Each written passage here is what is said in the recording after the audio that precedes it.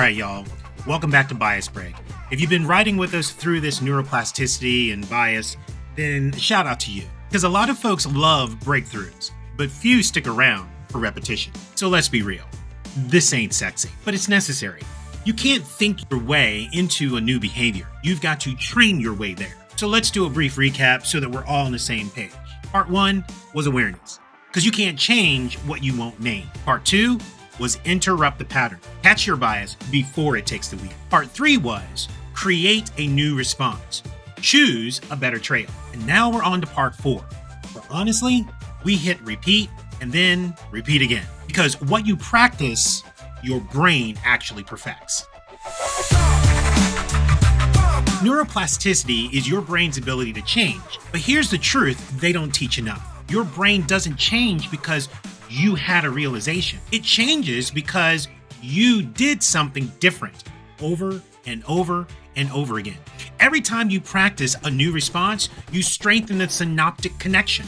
That's science talk for you're building a new mental road. And the more traffic you send down that road, the faster and easier that road actually becomes.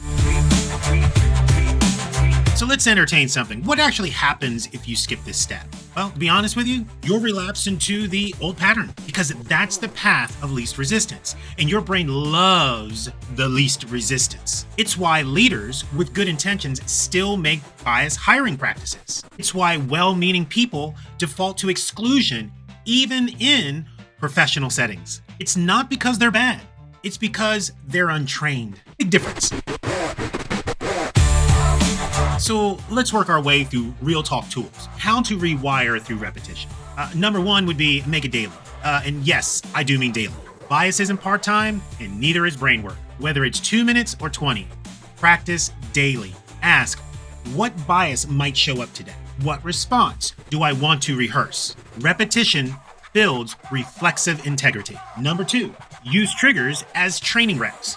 Every time a biased thought pops up, that's a rep. Every awkward convo, it's a rep. Every moment you choose to listen instead of assume, that's a neuro push-up. Repetition isn't just practice. It's resistance training for your mind. Number 3, track your wins, not just your misses. We love to beat ourselves up for bias. What we don't do enough, celebrate progress. You chose a better word.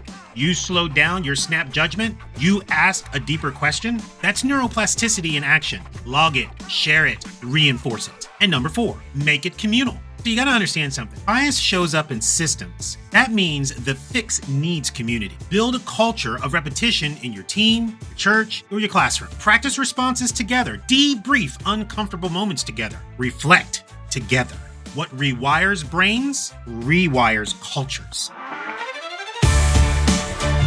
So here's something that we practice at Abide, just by way of focus, because belonging isn't a policy, it's a practice. This is why sometimes organizations that go after belonging, trying to create that culture of belonging, struggle, because there's nothing in place so that people feel comfortable enough, psychologically safe enough to practice because they're worried about the repercussions of, well, let's just say a miss.